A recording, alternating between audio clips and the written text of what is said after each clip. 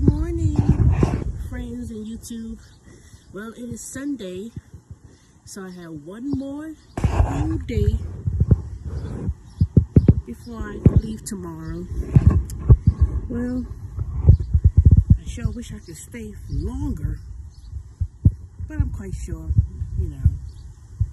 it's time for me to go back home. But I enjoyed myself. So it is 8:35 in the morning, and I'm well rested. It is extremely windy, but it's a nice cool breeze, nice sunny breeze. I didn't go for my walk this morning with my friend. I don't know, usually she'll text me, but anywho, I maybe just walk around the facility, and then she'll take me to that old saloon so I could look at some very historic sites later on. So, in terms of how the ride-sharing thing works here, I mean, it's no different, but I'm gonna ask my friend to take me to Benson, which is 20 minutes from here, and that's where mostly they do all the, we want to go to grocery shopping and things of that nature, so you have to go in town, because in Dragoon there is no places like Walmart and restaurants. This is very rural in the outskirts, so yeah. So in terms of, if you was to come on here in Dragoon taking Lyft, it's gonna cost you anywhere between, the cheapest that I found when I was coming out here was it was like $73, $74, something like that. It'd still be cheaper than having to rent a car. So basically it's gonna cost you, including the tip, in which I gave 25%, was about $97. So, because like I said, when the driver picked me up, she was right there, so it wasn't like I had to wait for a long time to get a Lyft. Now, I didn't choose an Uber. I don't know, maybe because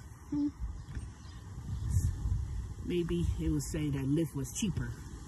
But I did try to coax her to tell me how much did she get from Lyft. How much she got from Lyft. Because I told her I used to do Uber.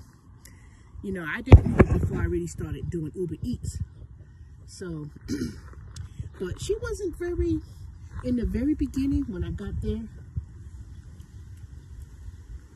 she wasn't she didn't come off very friendly. Like, she didn't feel like she wanted to talk. But as I was talking, asking her questions like, how long you been doing Lyft? Are you from Tucson? Then she started talking, and then I started telling her, I said I used to, I'm in Atlanta, flying to visit, and I did the different gig economy, so trust me, I understand. So if she wasn't friendly, let me tell y'all, if she was all standoffish and didn't want to talk, she wouldn't got that bigger tip than she did. Especially since after a while she started loosening it up. And the second reason I felt sorry for her, because when she picked me up in her vehicle, let me tell you, it wasn't the best up to par, I can tell you that. And she was like, the seatbelt. Like the seatbelt, I was struggling to put the seatbelt on. And then it was just a rough ride. And I'm not talking about it was a rough ride when we started getting more up here in the mountains, in the rural area. It was a rough ride when we was on Highway 10. So her vehicle really was not up to par. It seemed like it wasn't really well serviced, but I was kind of praying. I said, please let me get there. Because it was, like I told y'all, it's about 60 miles. Round up. 58 miles to get up here. But she started being a little bit more open as I was asking questions, start talking. And she said that she had only did 3 rides that day. And she did 3 rides. And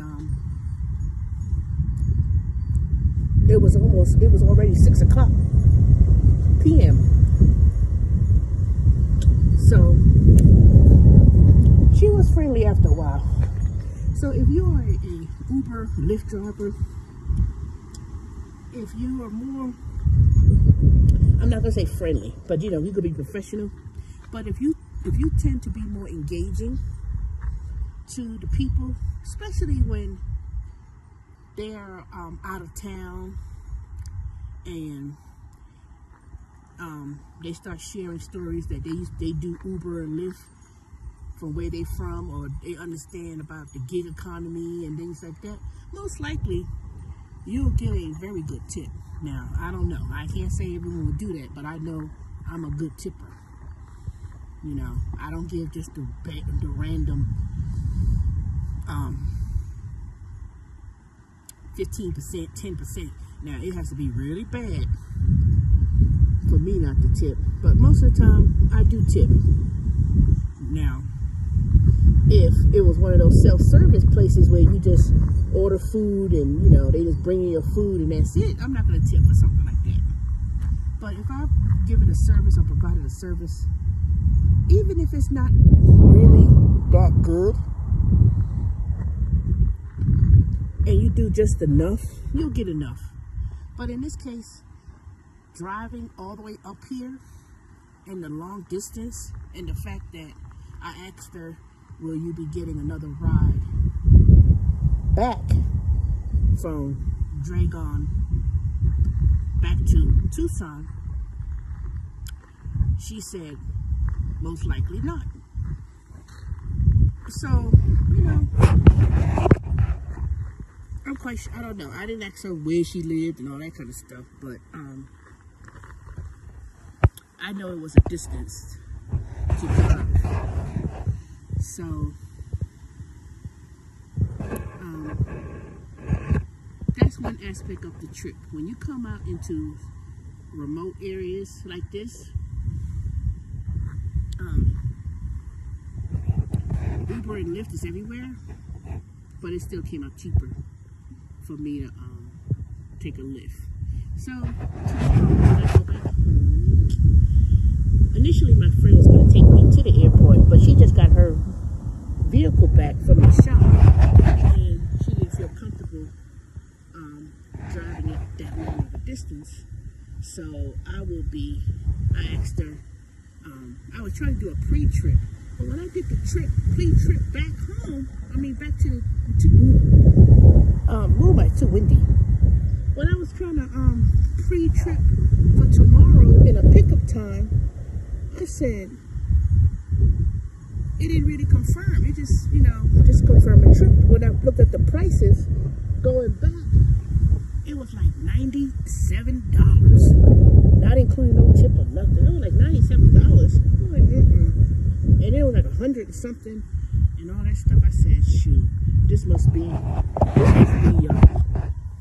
don't know how they determine their prices. So anyway, so I said, wait a minute, I said, when I asked my friend, since it's only 20 minutes from Benson, so I said, can you take me to Benson? That way it would be at least 40 minutes to get to the airport versus an hour and whatever to get there. So I'll go to Benson tomorrow, and then I'll request an Uber. Not Uber, a Lyft from there. And when I looked at it, it may be about $50-something. I don't know. But it had economy. It had economy price. I was like, well, I said, well, I didn't get the economy price. So anywho, but it won't be that bad. So I figured, you know, it might be more better chance of me not feeling nervous of not having to get a Lyft or Uber to come up here, because, you know, I mean, I'm quite sure there's a lot of people around here that does Uber and Lyft, but I assume that they probably be more inclined to go to I don't know. I'm gonna go to Benson because I do want to maybe go to Walmart, or maybe drop by someplace, you know, maybe Walmart or something, so I could pick up a couple of snacks that I could carry on the plane. So we'll do that. I want to see what Benson looks like. Now Benson, I've heard of Benson. I don't know where I heard it from, but I think other YouTubers who were that lives in Arizona, and they would talk about their gardening. I want to say one of the that's where I probably heard of Benson from. Somebody lived in Benson. I think they had a YouTube channel, and they was showing their backyard. So, because I know I heard of it some way or another. But anywho, I really enjoyed myself, and I'm glad I came. But it was more important that I was glad to see my friend. You know, since she left Snellville, her husband left Snellville and moved out here. Last night we had a very intimate talk in regards to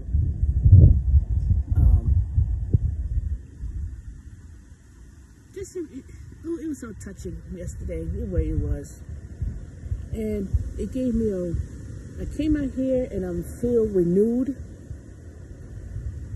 I'm energized, and it just gave me more of a reflection of my life and my situation and the things I've been feeling for quite some time, for a very long time. And I'm gonna talk about it on my next video. I'm gonna talk about it, summarize certain, you know, some very good topics, and have a good discussion, especially when I go back home. And it really opened my eyes out to a lot of things, and learning to take more time for myself, you know, most definitely taking more time for myself, self-care. Life is too short, because I think for so long I've gone through so much that I really didn't know how to deal with it. And I think that my depression and how I've been feeling for these last few years, it's not even months, these last few years, it really took me to a whole new, this trip really opened up my eyes. So anyway, I'm not going to make this another video, because, you know, I just want to let y'all know about the experience of being out here, and if in the future anyone plans to come out to a more remote area such as where I'm at, which is southwest of Arizona, and you know, I don't know what the job situation is out here, but I know where I'm at. Basically, a lot of people here, especially I've met her friends, they had like a for dinner, you know, it was mostly it was all white folks. Max and me was only black folks there, but they were interesting. They were very interesting. But ultimately, a lot of people that I met, you know, her friends, you know, some of them just migrated from other places. You know, one lady moved from Vermont. Another one was,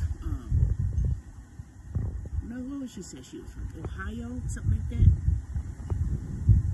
And they were older women. They were older people, you know. They were like in their late 40s, 50s or so.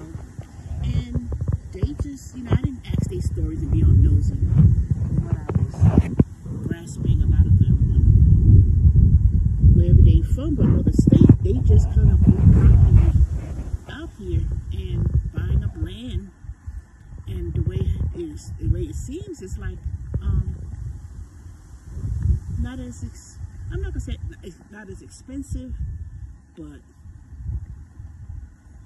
there are many parts of this country, especially when you come out here, that a lot of people could just buy land very inexpensive,